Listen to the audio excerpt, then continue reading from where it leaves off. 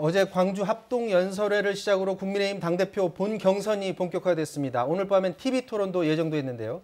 국민의힘의 새 사령탑, 적임자는 누구일지 가늠해보는 시간 마련했습니다. 오늘은 먼저 주호영 후보 나오셨습니다.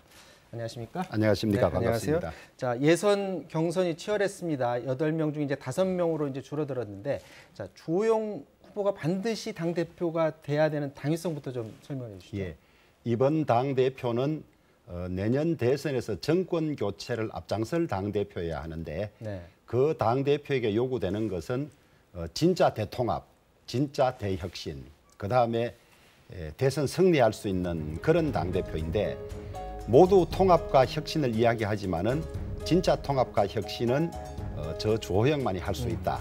그래서 제가 꼭 당대표가 돼야만 정권 교체가 가능하다 이렇게 말씀을 드리겠습니다. 자, 어제 광주 그 합동연설회에서도 비슷한 얘기를 하셨습니다.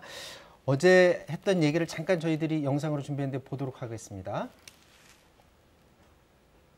4.15 총선 참패에서 4.7 재보궐선거 압승까지 그 1년의 기간이 국민의힘 원내대표 주호영의 1년이었습니다.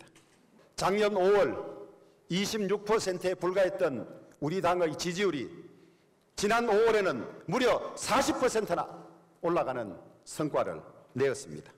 이번 당대표는 정권 교체의 최적임져야 합니다. 국회 경험도 없고 큰 선거에서 이겨본 경험도 없으며 자신의 선거에서도 패배한 원외 당대표가 대선이라는 이 큰 선거를 이길 수 있겠습니까? 자, 그러니까 재보선이라는 선거를 승리로 이끈 본인이 당대표로 나와야 되는 거고요. 그리고 의원 경험도 한 번도 없었고, 그리고 본인 선거에서도 진 사람이 어떻게 그 큰 대선을 치를 수 있느냐, 그 문제점 지적을 하셨는데, 그런데 이제 당 내에서는 이참에 어떤 세대 교체에 아주 필요한 시기다라는 걸 또 강조하는 사람들도 있거든요. 거기에 대해서는 어떻게 생각하세요? 우리 당의 세대 교체는 총선 공천 때마다 해온 것이고요. 네. 다만 우리가 20, 30대에 대해서 조금 부족한 것이 있는데 그것은 세대 교체가 아니라 세대 통합을 통해서 해결해야 되는 문제이고 이 대선 전국에서 세대 교체만이 전부는 아니다. 미세먼지를 없앨 정도의 바람은 필요하지만은 창문이 깨지고 간판이 떨어지면 그것은 대선을 치를 수 없다. 그 점을 우리 당원들께서 깊이 심사숙고해 주시면 좋겠습니다. 그러니까 결국엔 이제 당원들의 생각이 굉장히 중요한 건데 당원들의 생각이 과연 누구의 말을 따르느냐가 중요한 것 같아요. 근데 최근에 여론조사를 보면 안타깝게도 이준석 후보가 지금 선두를 계속 달리고 있잖아요. 그리고 뭐 후원금 들어온 것도 보더라도 아주 소액 후원금으로 벌써 1억 5천만이 다 찼다고 하고 그 말은 곧 다시 말해서 어떤 세대 교체를 바라는 그런 당심도 많은 것 아니냐, 국민의 바람도 많은 것 아니냐 이렇게 해석할 수도 있는 거 아니에요? 맞습니다. 새바람을 요구하고 변화를 요구하는 국민적 욕구가 있는 것은 맞고 그것이 이준석 후보에게 투영이 된 것이죠. 그러나 우리가 비타민 D가 부족하면 건강에 이상이 생기는데 그러나 비타민 D를 필요한 양만큼만 보충하면 되는 것이지 과잉할 필요는 과잉하면 안 된다. 이 대선 전국이 이 청년의 문제만이 다가 아니다. 그 점을 깊이 고려해 줬으면 좋겠습니다. 자, 그렇다면 주호영 후보가 생각하시는 당 쇄신의 방향을 간략하게 말씀하신다면 어떤 걸 말씀하실 수 있을까요? 우리가 강성 극우 보수 중심에서 중도 실용으로 가야 한다는 것 하나 하고 그다음에 국민들이 좋아할 수 있는 매력 정당이 되는 것. 매력 정당의 내용은 국민의 어려운 일이나 그다음에 이 국가적인 문제에 관해서 공감 능력을 가지고 제대로 대응하는 것. 그것이 혁신의 내용이라고 보고 있습니다. 그리고 그 출마의 변에서 좀 읽어봤더니 가칭 한국애밀의 2030위원회 같은 걸 만들어서 대선 이슈를 젊은이들이 직접 만들도록 하겠다라고 했는데 이게 정말 가시화될 수 있는 방법이 있습니다. 제가 건의를 해서 우리 당의 청년 정당, 이른바 우리는 청년의 힘이라고 하는데 발족 일보 직전에 있고요. 그다음에 2030위원회를 만들어서 2030의 문제들을 2030의 시각에서 보고 2030의 입장에서 답을 내는 이런 위원회를 발족시켜서 우리가 그동안 소통에 소홀하고 그들의 문제에 대해서 관심을 많이 기울이지 않았던 청년 세대의 문제를 제대로 해결하겠다 그런 입장입니다. 근데 지금 2030 청년위원회도 사실은 이 전을 생각해 보면 청년위원회라는 게 그동안 이 전 정당 때에도 계속 있어 왔지 않습니까? 그럼에도 불구하고 청년 이슈를 크게 풀지 못했었고 그리고 청년 정치인들이 이렇게 많이 두각을 나타내지 못해 왔었잖아요. 그렇다면 과거에는 뭐가 문제였길래 여태까지 그 문제가 해결이 안 됐고 2030위원회가 생기면 그걸 바꿀 수가 있다고 보시나요? 잘 지적하셨습니다. 지금까지 우리 당의 청년 정책은 성공한 청년들을 데리고 와서 쓰고 그냥 한번 임기가 끝나면 돌려보내고 이런 경우였습니다. 말하자면 청년의 그들의 대표성을 가진 사람, 그들의 문제의식을 제대로 이해하고 제대로 해결할 사람들을 쓴 것이 아니라 우연히 사회적으로 성공하고 이름 났던 사람들을 데리고 오니까 그 사람들이 청년 대표성도 없었고 절박한 청년의 공통적인 문제를 해결할 수가 없었습니다. 그런데 이번에 만드는 청년의 당 혹은 2030위원회는 그들의 대표들로 구성을 한다. 그들의 문제를 가장 잘 다룰 사람으로 구성한다. 유명인이라고 해서 무조건 데리고 오지 않는다. 그렇습니다. 지금까지는 그것이 실패의 원인이었습니다. 그리고 또 말씀하실 때 젊은이들 주거 문제 해결을 최우선으로 두겠다라는 말만 짤막하게 하셨어요. 그렇습니다. 그게 굉장히 중요한 건 알지만 어떻게가 제일 중요하잖아요. 일자리와 주거 문제가 가장 중요한데요. 지금 일자리가 없어서 청년들이 취업을 못하고 있고 또 주택 가격이 너무 급등하는 바람에 아무리 노력을 해도 소위 연끌을 해도 내 집을 평생 마련할 수 없겠구나 이런 데 대한 절망감을 느끼는 것이거든요. 일자리는 광주형 일자리로 대변되는 특권 노조의 어떤 그런 특혜를 없애고 공유하는 그런 사회적 대타협이나 혹은 입법 조치로 나가야 할 것이고 네. 주거 문제는 지금 새로 취임하신 오세훈 시장께서 제대로 하고 있다고 봅니다만은 박원순 전 시장 시절에 재개발 재건축을 모두 막았습니다. 그래서 정상적이라면 25만 세대 정도가 공급이 되었어야 하는데 그 공급이 없어지는 바람에 엄청나게 올랐다고 보고 있거든요. 그래서 청년들에게 맞는 그 청년 세대들의 가족 형태에 맞는 주거들을 엄청나게 늘리겠다. 나머지 여러 가지 부수적인 정책도 있겠습니다만은 그렇게 해서 일자리와 주거 문제 해결이 가장 중요한 과제다 이렇게 보고 있습니다. 지금 또 국민의힘 당 내부에서는 이제 영남당 이미지를 탈피하자라는 목소리들이 많잖아요. 그런데 이제 또 공교롭게도 지금 원내대표도 영남 출신이 됐는데 예. 같이 당대표마저 영남이면 실질적으로 밖으로 보이기에도 그렇고 실질적으로 변하는 게 없는 것 아니냐라는 지적이 당 내부에서도 있지 않습니까? 아니 이제 그게 주로 저를 견지하기 위해서 억지로 그렇죠. 만들어낸 나쁜 프레임이에요. 프레임이다. 그렇죠. 원내대표는 원내대표 가장 잘할 사람을 의원들이 뽑은 것이고 네. 또 당대표는 당대표를 가장 잘할 사람을 뽑는 것이지 우리 당에 수많은 당직이 있는데 그중에서 우연히 짧게 겹치는 두 자리 가지고 영남당이라고 하는 것은 스스로를 자해하는 것이고요. 민주당에서 어디 호남당이라는 이야기 나오는 거 봤습니까? 우리가 영남 기반 당행은 틀림없고 그런 지적하는 문제를 해결하려면 다른 쪽에서 우리 당의 지지 기반을 넓히는 것이 필요하지.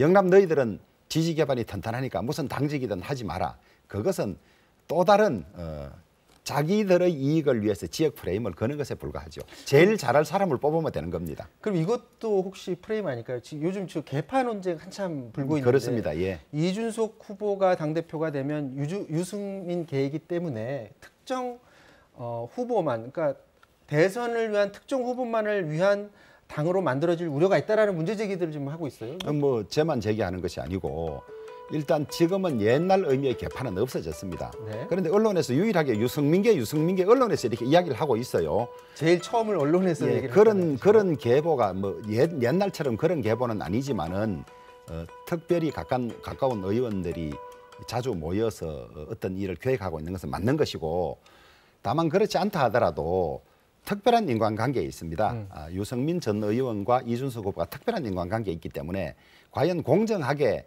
관리할 수 있겠느냐. 또 본인은 공정하게 한다고 하지만은 관계자들이나 국민들이 공정하다고 믿겠느냐. 이런 지적이죠. 이제 이준석 후보 측에서는 거기에 대해서 또 반론을 어떻게 하냐면 아니 만약에 유승민계가 있다면 기존에 이미 유승민이라는 대선 후보가 많이 떠야 될 것 아니냐. 유승민이라는 존재 자체가 다른 대권 후보들처럼 크지도 않은데 조직이 있다면 어떻게 지금 이런 상황이 될 수 있느냐. 그것은 문제 지적에 대해서 제대로 된 답변이 아니고 회피하는 겁니다. 이제부터 모여서 그렇게 하겠죠. 아직 활동을 제대로 하지 않았기 때문에 그런 것이지 본격적으로 유승민 전 의원이 대선 행보를 하지 않았지 않습니까? 그러니까 그 설명으로는 맞지 않는 거죠. 그 개파 얘기를 하다 보니까 아니 예. 주호영 의원도 개파 있는 것 아니냐. 예. 그 최근에 그 국민통합연대 예.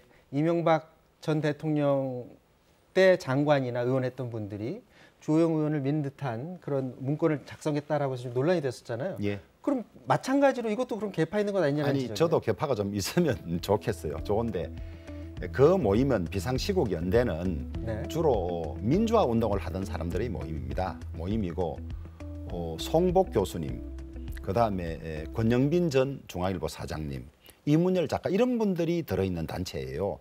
자기들의 시각에서 봤을 때 누가 되면 좋겠다고 해서 했던 것이지 거기에 무슨 친이계가 어디 있습니까? 없고 그다음에 현역 의원 중에 재계보원이 없습니다. 그런데 무슨 계보가 있겠습니까? 현역은 아니더라도 전직 의원이나 장관이지만 어느 정도 그동안에 좀 힘이 권력을 가지고 있었던 분들이기 때문에 어느 정도 영향력을 행사할 수 있는 것 아니냐라는 지적입니다. 아니 그건 꼭 거기에 계시는 분 아니라도 전직 의원들도 다 영향력은 있는 거죠.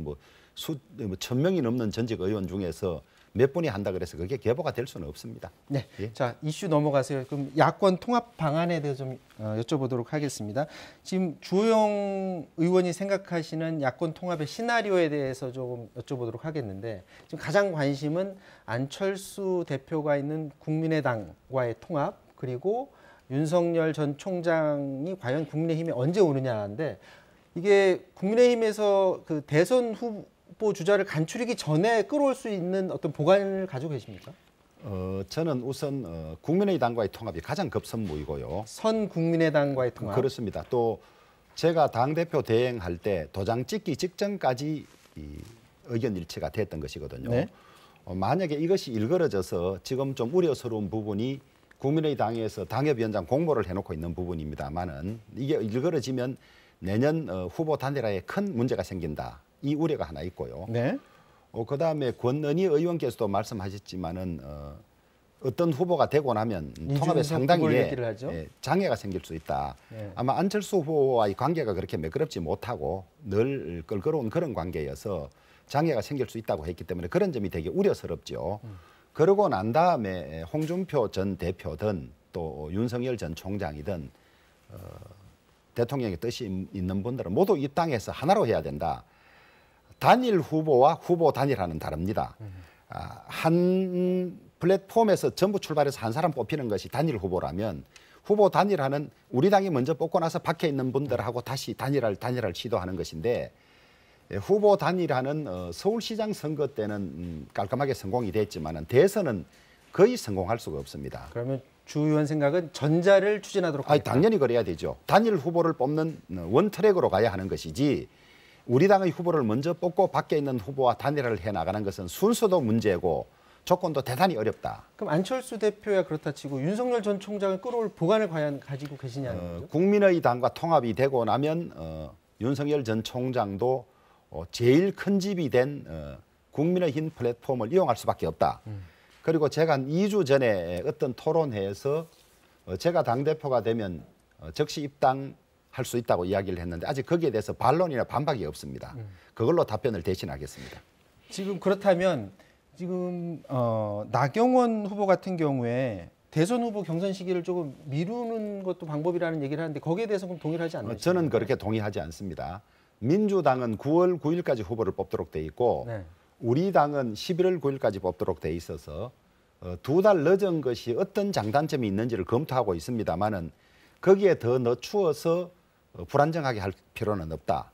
가급적 지키면 좋되 불가피한 사유가 있으면 융통성 있게 운영하는 것이 가능하다지 지금 벌써 미리 늦추겠다. 이것은 그 이후에 있을 대선 일정이나 준비를 위해서 불안정하고 바람직하지 않다. 저는 그렇게 보고 있습니다. 자, 마지막으로 시청자분들한테 당대표 후보로서 짧게 각오 한마디 해주십시오. 내년 정권 교체는 국민들의 지상명령입니다. 이번 당대표는 누가 안정적으로 통합을 이루어내고 혁신을 이루어서 정권 교체를 확실하게 할 수 있느냐. 그런 당대표를 뽑는 것입니다. 무슨 세대 교체 바람 한두 개가 이 당대표를 맡을 수 있는 요건은 아닙니다. 과하면 탈이 나게 돼 있습니다. 가짜 통합, 가짜 혁신이 아닌 진짜 통합, 진짜 혁신을 할 수 있는 당대표가 누구인지만 심사숙고하면 정답은 아마 주호영이라고 나올 거라고 생각합니다. 네, 자 여기까지 하도록 하겠습니다. 지금까지 국민의힘 당대표 후보 주호영 의원과 말씀 나눴습니다. 말씀 고맙습니다. 감사합니다. 네, 사사건건 마치겠습니다. 내일 다시 찾아뵙겠습니다. 고맙습니다.